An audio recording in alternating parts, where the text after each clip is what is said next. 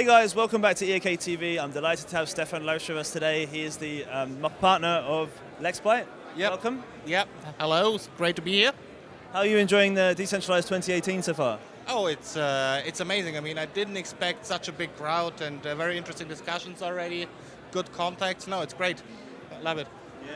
Yeah. Okay, so I understand you've got a book in your hand there. Yeah. You've recently released a book on financial regulation. Yeah. So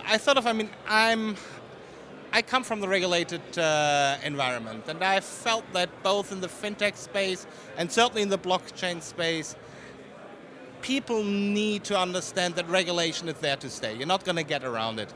And so if you do your strategy and if you think about planning your growth, you just do need to understand what regulations are there, what you have to comply with, maybe not initially, but in the long run, you will probably have to comply, and you need to be planning for this. It's like you need to plan for technology scaling, and you need to plan for regulatory scaling, because you know it's going to hit you at one point, and you rather know it ahead of time before it hits you, so that you can plan for it rather than being surprised if the SEC or the FCA of the BaFin knocks on your door and says, hey, by the way, did you have a license to do that?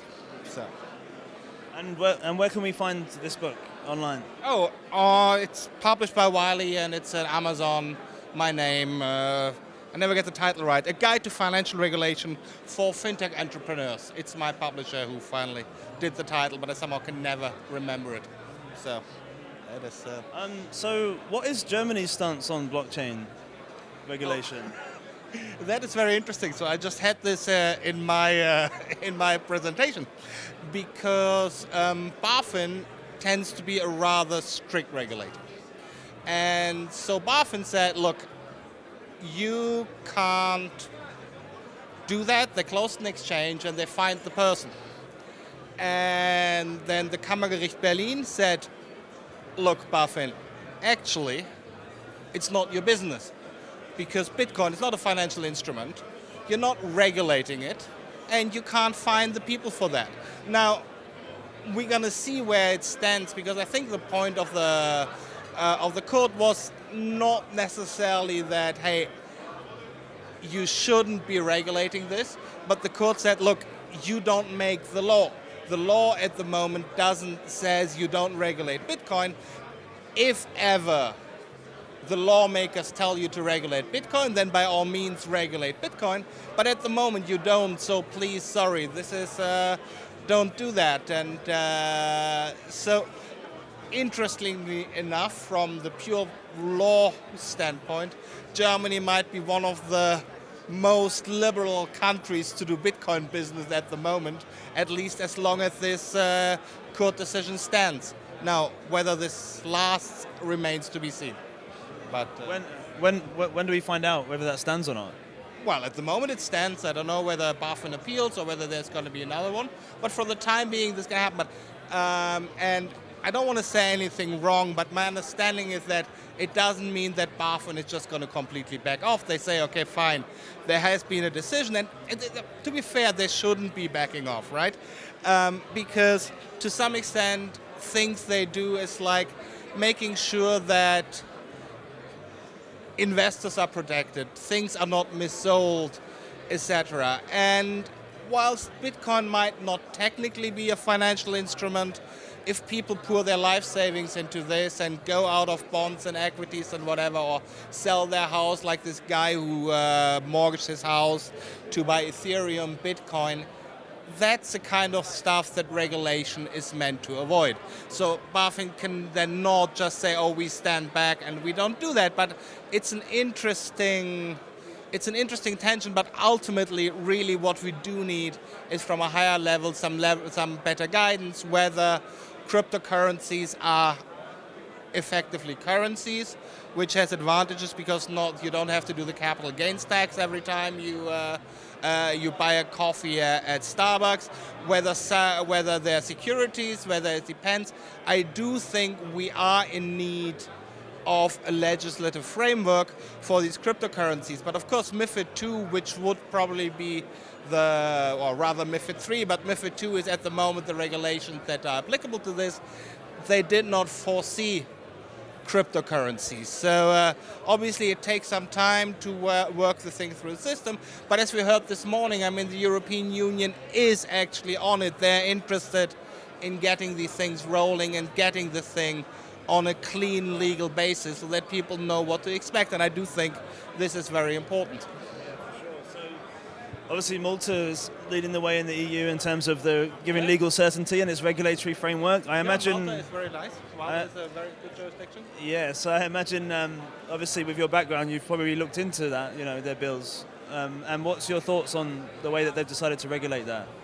I think it's a good starter. It's a good framework to start with. Now, obviously, the whole issue is these things in the EU, it might or might not help you if it's done on the local level, because ultimately Malta is a great island, but if you only sell to Maltese citizens, then it's not great. What you really want is a framework that goes across the EU and that allows you to distribute your product across the whole single market in the same way that you can distribute UCITS funds across the whole single market over there. But I think I had a look at the Maltese framework. It seems like a very, very good start. And yeah, I hope that we now get a discussion at the European level to try to harmonize these things, to try to get passporting going, and so that indeed these things work on a pan-European basis, as opposed to only in one jurisdiction. Having said this, I mean, some of the Malta stuff already works for residents in other countries, but again, I think especially for an international product like blockchain, which really inherently does not have borders, at least a Europe-wide solution would be really, really good, because you don't want a patchwork of regulations. You want one uniform, harmonized regulation. Ideally across the world, you probably can't have this, but then at least within the EU, because this we can have, the EU regulatory framework is designed to deal with this kind of stuff. And various levels. I mean, they could start with a directive where they sort of get high-level overview, and then people can still do their own bits and pieces and sort of make their a little bit their non-entirely harmonized things. Like before the GDPR, there was the GDPD, so it was a directive. People had a little bit more leeway. After the directive was there for a few years, things were pretty harmonized. So then they had a regulation. Regulation is much more harmonized law. And so this is how these things go step by step. It's just obviously that the blockchain markets move so much faster than regulators can do, because regulators are conservative. Regulators are slow. It's part of the system. It's part of the safety of the system to be slow. So, do you not think that regulation could stifle the innovation in the blockchain space? Well, regulation can always stifle innovation. Regulation is actually designed to some extent to stifle innovation. Because, and this is sort of, it's regulation, it's also risk management. And the reason is when you have markets that grow exponentially, and you don't even have a full business cycle to test them, things can get out of hand very, very badly. And we have seen this in the great financial crisis, where like these subprime securitization markets, etc., I mean, they like doubled, tripled every year. And like within a period that regulators, like 5 years, 7 years, which is nothing from a regulatory horizon, these markets went to completely irrelevant, to completely dominating the world, and then they crashed, and this is obviously pretty bad. So one of the principles of risk management, of regulation is, well, innovation is good, but roll out slowly, roll out sort of in a matter that you see it through a cycle, you see like how things happen, because you don't want to, you don't want suddenly, oh, the whole world thinks this is such a great thing to do, the whole world adopts it, and then oops, suddenly, whatever, the whole world runs on a certain Bitcoin client, and then there's a bug in this particular Bitcoin client, and suddenly the whole payment system stops, right? It's bad enough when a single payment system stops, but imagine there's a bug that brings down Bitcoin or whatever, and you sort of you need to have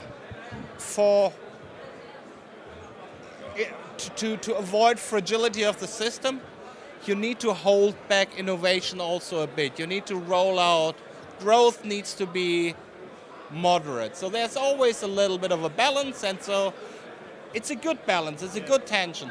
Yeah?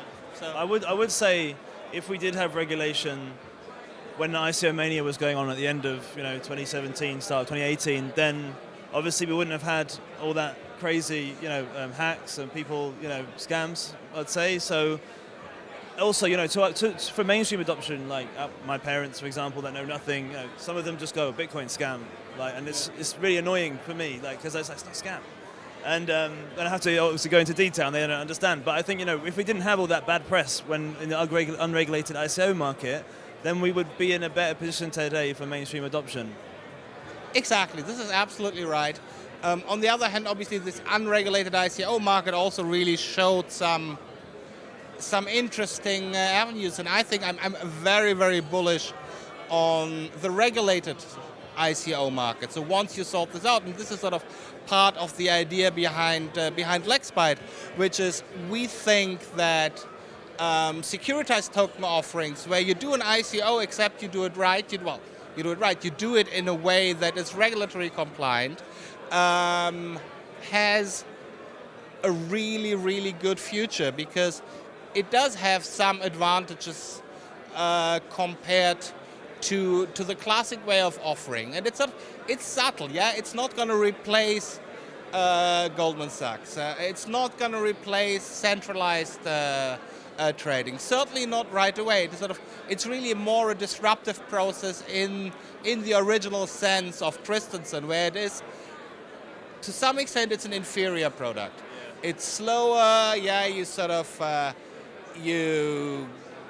slower. It is more expensive. But it has some features that people value. It's privacy. You can do it in smaller. You can do it more cheaply in smaller things, and you can do really cool things like you can communicate through the tokens. You can send email through the tokens. You can send messages through the token. You can implement voting systems directly in the token, which is has a lot of things that can be implemented once you marry this with the real financial world, because then, the DAO is sort of the one thing, with the DAO or a DAO, where you put everything to vote. At the moment in the normal system, you have there's an annual shareholder meeting every year, and you vote about certain things.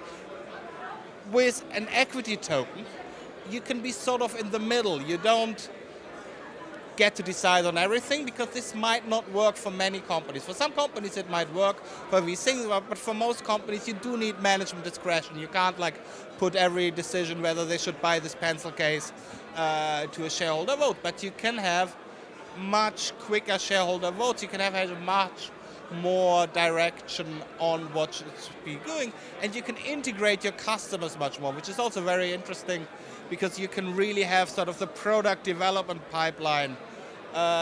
It's by your customers, by your shareholders. You can integrate them much more. So I think it's very fascinating what you can do with tokens as opposed to standard bookkeeping certificates as they are now. Okay, so where can our viewers find out more about LexByte and about what you do?